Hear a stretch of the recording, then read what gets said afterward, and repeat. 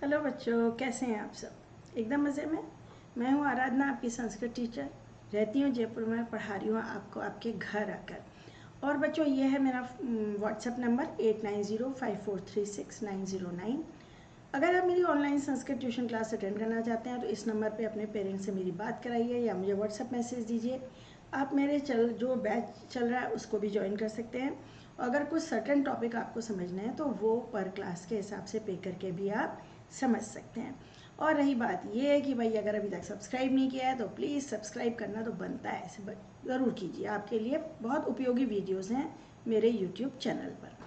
बच्चों, ये चैप्टर है कालोहम मणिका का लेसन नंबर 10। इसका एक बीच का पैसेज है जो परीक्षा में नहीं पूछा जाने वाला है। वो कौन सा है? पूरा वीडियो देखिए और जानिए। आगे बढ़ते हैं हम लोग। कालो अहम, यह पाठ जो है आपको बहुत कुछ ज्योतिष शास्त्र का भी ज्ञान कराएगा। मैं ज्योतिषी नहीं कह रही हूँ, एस्ट्रोनॉमी है ना, एस्ट्रोलॉजी नहीं, एस्ट्रोनॉमी।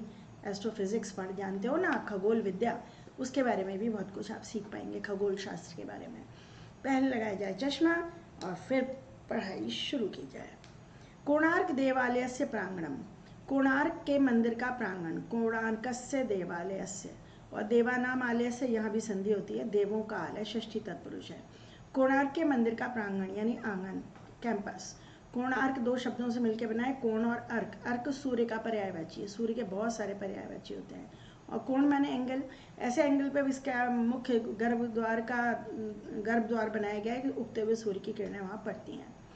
केचन बालिका, केचन बालिका का विशेषण है और बालिका का भी विशेषण है। बालिका प्लस च सत्व संधि हो रही है।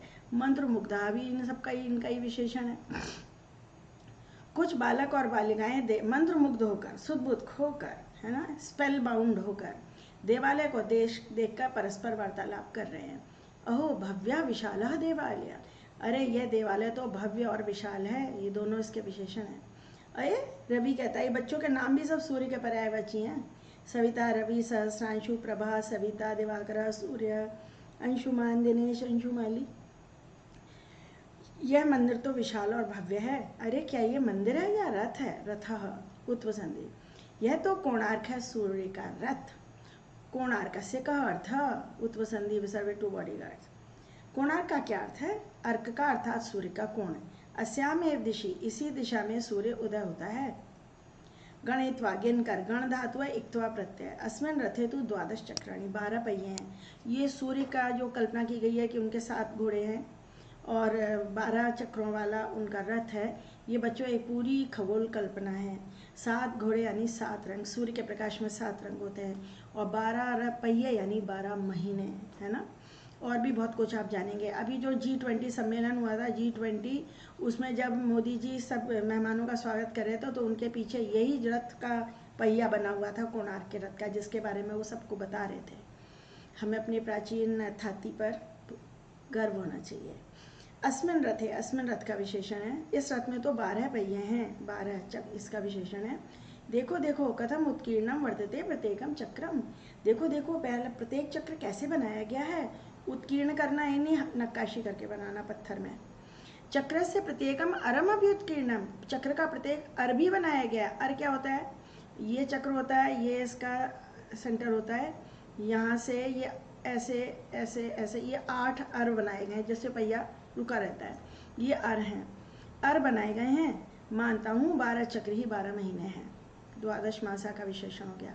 8 अर ही 8 प्रहर हैं। 3 घंटे, 24 घंटे होते हैं, उसको 8 से डिवाइड करो, 3 आता है। 3 घंटे का एक प्रहर होता है, तभी तो कहते हैं 2 प्रहर हो गई, है ना। तो ये जो 8 अर हैं ये 8 प्रहर के प्रतीक हैं। ओहो विज्ञानमयी है कल्पना, यह कल्पना तो विज्ञानमयी है, विज्ञानमयी कल्पना का विशेषण है। अस्माकम कालगणना है, हमारी कालगणना के आधार सूर्य पर अद्भुत रचना है, अद्भुत रचना का विशेषण है। कालगणना का आधार सूर्य है। अगर सूर्य नहीं हो तो हम कैसे अनुमान लगाएं कि 1 दिन बीत गया, 2 दिन, 4 दिन? नहीं ना। आकाशीय ढक्का, नगाड़े की आवाज आकाश में कस के सुनाई देती है, नगाड़े की। सर्वे आश्चर्यचकिता इतस्ततः पश्यन्ति, सब इधर उधर देखते हैं आश्चर्यचकित होकर। मंदिर से प्राचीनेभ्य पाषाणेभ्य, प्राचीन पत्थरों से गंभीर ध्वनि होती है। गंभीर संस्कृत में कहते हैं, हिंदी में गंभीर कर दिया हमने, गंभीर ध्वनि होती है। अहो सुनो सुनो, एते पाषाणा किमपि वक्तु कामा, यह तो कुछ बोलना चाह रहे हैं, पत्थर कुछ बोलना चाह रहे हैं, बोलना चाहते हैं। क्या?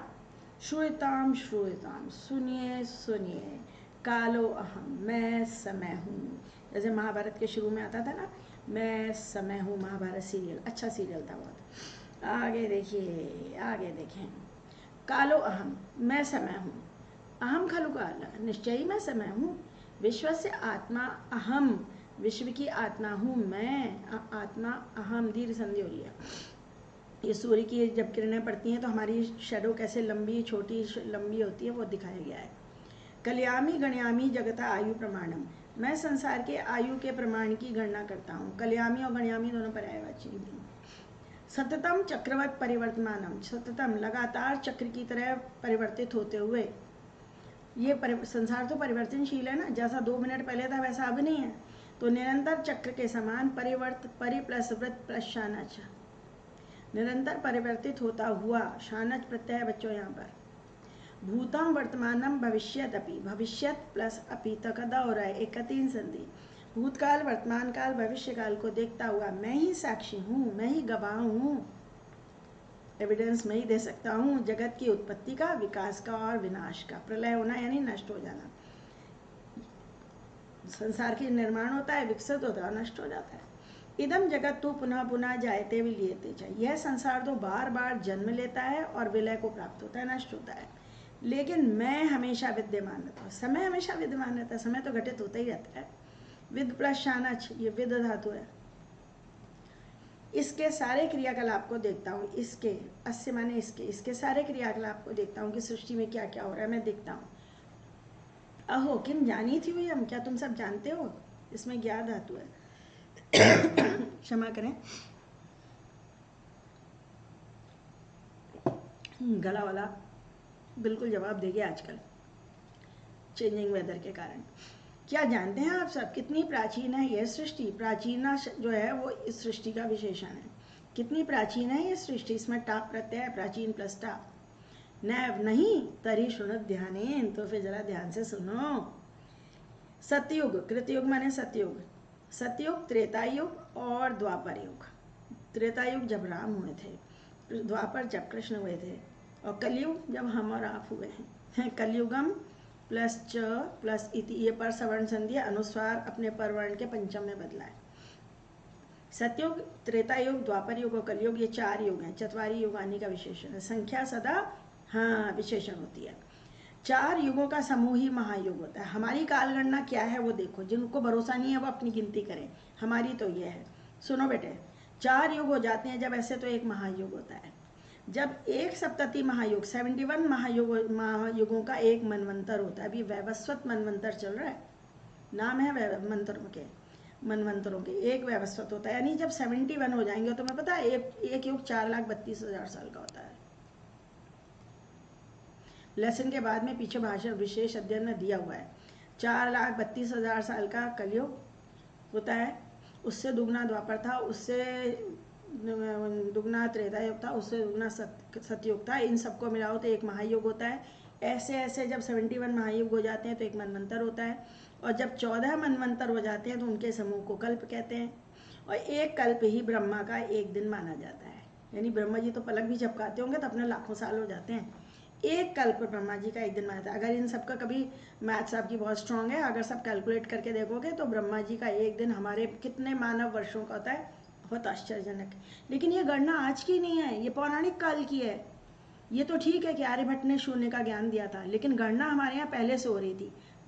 समय का कुछ ऐसा चक्र चला कि हम भारतीय अज्ञानता के गर्त में ही खो गए थे, हम अपना ज्ञान, प्राचीन ज्ञान ही बिसरा बैठे थे, हम भूल चुके थे शून्य क्या है। वो आर्यभट्ट ने दोबारा बताया हमको, आर्यभट्टीय उन्होंने ग्रंथ लिखा, उसमें शून्य के बारे में उन्होंने बताया, तभी तो 900 के आगे की गिनती संभव हुई। लेकिन ऐसा नहीं कि उससे पहले गिन नहीं पाते थे, क्योंकि पुराण, उपनिषद, ज्योतिष, छंद, निरुक्त, ये जो ग्रंथ हैं इनमें सारे ग्रहों, नक्षत्रों की चाल, उनकी दूरी और ये सब बताई गई है। पर्यंत वर्ष पूर्व से ही कौन कौन से ग्रहण पड़ने वाले हैं, कब कब पड़ेंगे, सूर्य ग्रहण, चंद्र ग्रहण, उनका सटीक विश्लेषण किया जाता था। बिना गिनती के कैसे हो सकता है ना। ये तो उसी तरह हो गया जैसे ऑक्सीजन की खोज तो अभी कुछ 400-500 साल पहले हुई, तो उससे पहले क्या जीते नहीं थे? जीते तो थे ना, पता नहीं चला हमको, बस वैसे ही है। शून्य का ज्ञान हमारी प्राचीन भारतीय शास्त्रों में था, लेकिन हम भूल चुके थे। एक कल्प ही ब्रह्मा का एक दिन माना जाता है और ब्रह्मा की आयु 100 वर्ष है। तो जब ब्रह्मा जी 100 वर्ष के हो जाएंगे तब इस सृष्टि का नाश होगा, फिर दोबारा जन्म लेगी सृष्टि, फिर 100 वर्ष। ब्रह्मा जी के 100 वर्ष यानी अभी बहुत साल है, चिंता मत करो, अभी तो कलयुग ही शुरू हुआ है। कलयुग शुरू हुआ है, अभी तो देखो आगे क्या क्या होता है। अहो श्रूयते शंख ध्वनि, अरे शंख की ध्वनि सुनाई दे रही है।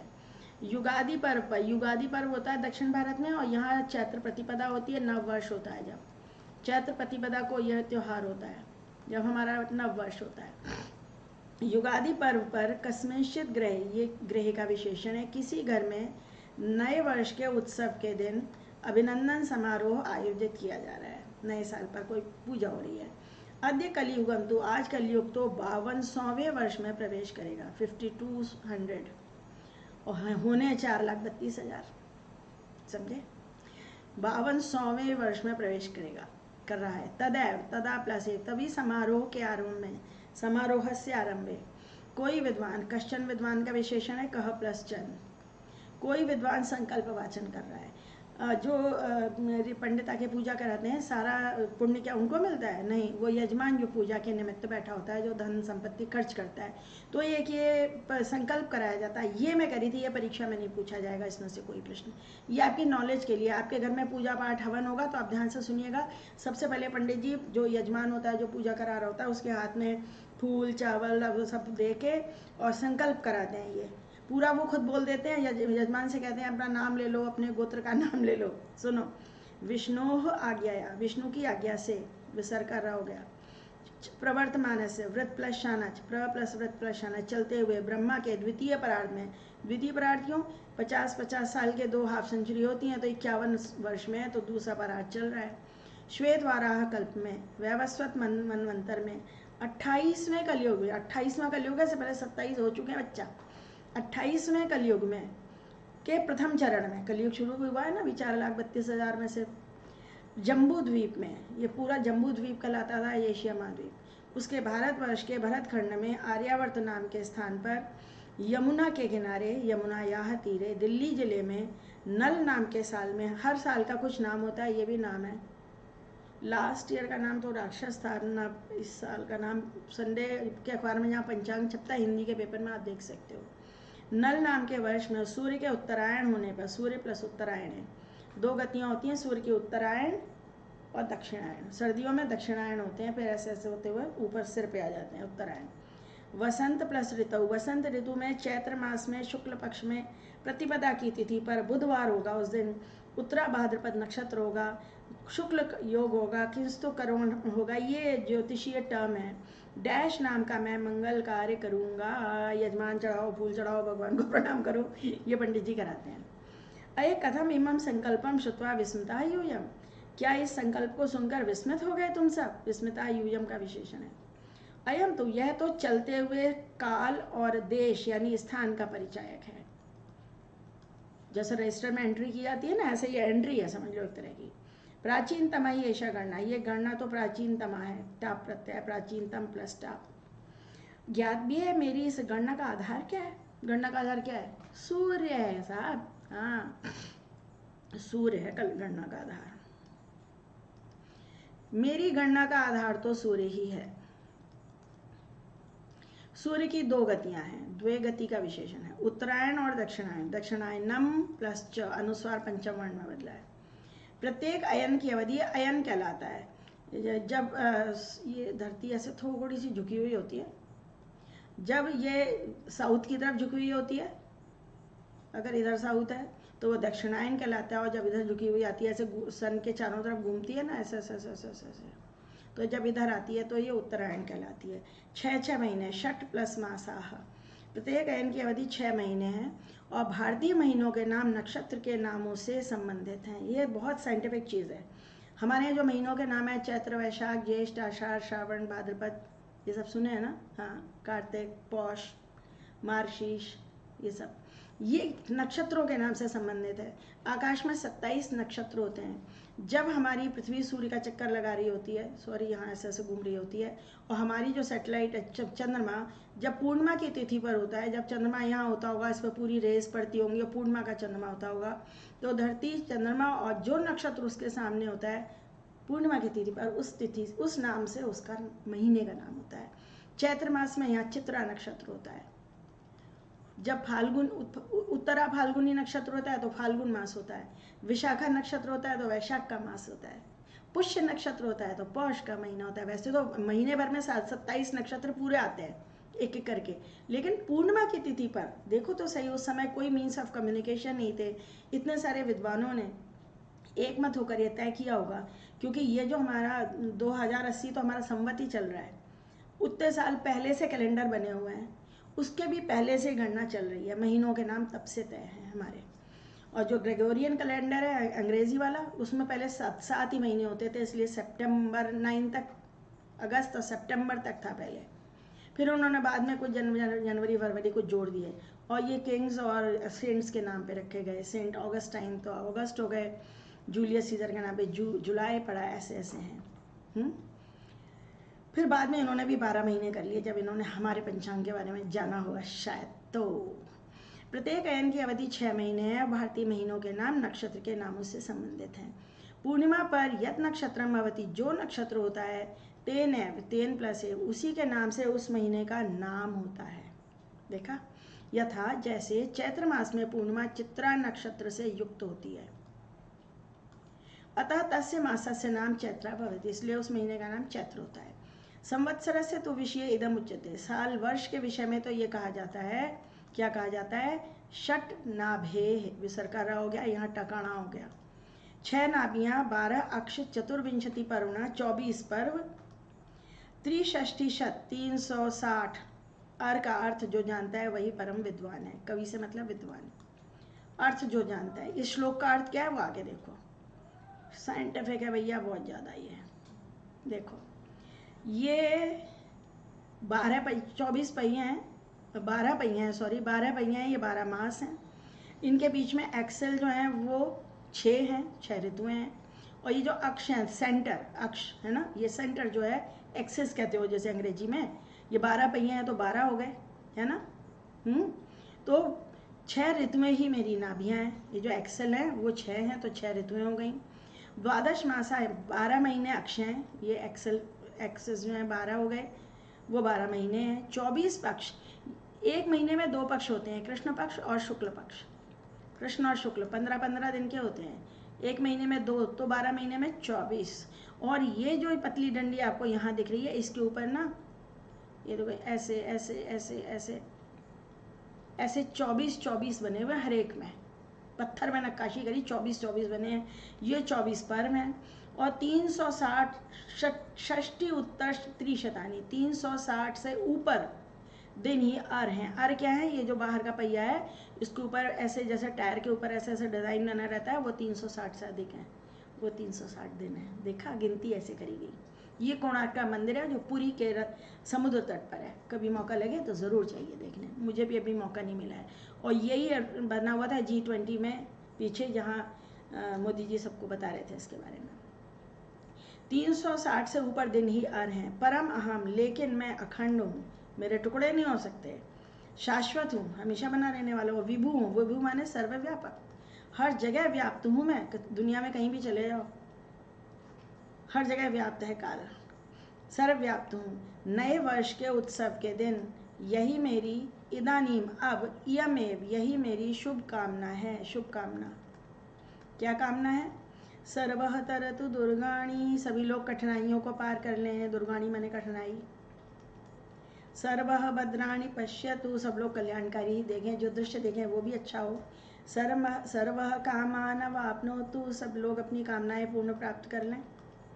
और सभी लोग सब जगह आनंदित रहें, प्रसन्न रहें। सब लोग सब जगह आनंदित रहें, खुश रहें, है ना। अच्छा पाठ। और भारतीय ज्योतिष के बारे में संस्कृत पढ़ने वाले छात्र जानेंगे भाई, तो कौन जानेगा, आप ही जानोगे। ये मेरा छोटा सा प्रयास है, जो कुछ बातें मैंने आपको एक्स्ट्रा बताई। तो आज का वीडियो तो होगा, अगले वीडियो में इस पाठ का हम पूरा अभ्यास कार्य हल करेंगे। ये जो आपके सामने दिख रहा है देखिए, ठीक। और ये मेरी प्लेलिस्ट, आप जब मेरा यूट्यूब चैनल देखते हैं तो ये प्लेलिस्ट टच करिए, सारी प्लेलिस्ट खुलेंगी आपके सामने। मणिका क्लास 10 के सब वीडियो एक जगह मिलेंगे। इसके अलावा संधि, समास, प्रत्यय जो भी आपको देखने हैं, और super MCQ series, quick revision, आप सब देख सकते हैं। इसके अलावा सैम्पल क्वेश्चन पेपर की भी प्लेलिस्ट है जिसमें आप सैम्पल क्वेश्चन पेपर देख सकते हैं। और भाई नीचे देखिएगा डिस्क्रिप्शन बॉक्स, उसमें मेरे टेलीग्राम ग्रुप का लिंक मिलेगा 9th 10th 11th 12th के लिए अलग अलग, उसे ज्वाइन करिए और अपने प्रश्न पूछिए, अवश्य पूछिए, लेकिन प्लीज़ टेलीग्राम ग्रुप पर पूछिए। अलग से पूछेंगे तो मैं उत्तर नहीं दूंगी। ग्रुप पर पूछिए, एक पूछिए सबका भला हो। तो बस सब्सक्राइब कर डालिए अभी के अभी। तो बस बच्चे, आज के लिए बहुत काफ़ी है। बाय बच्चों।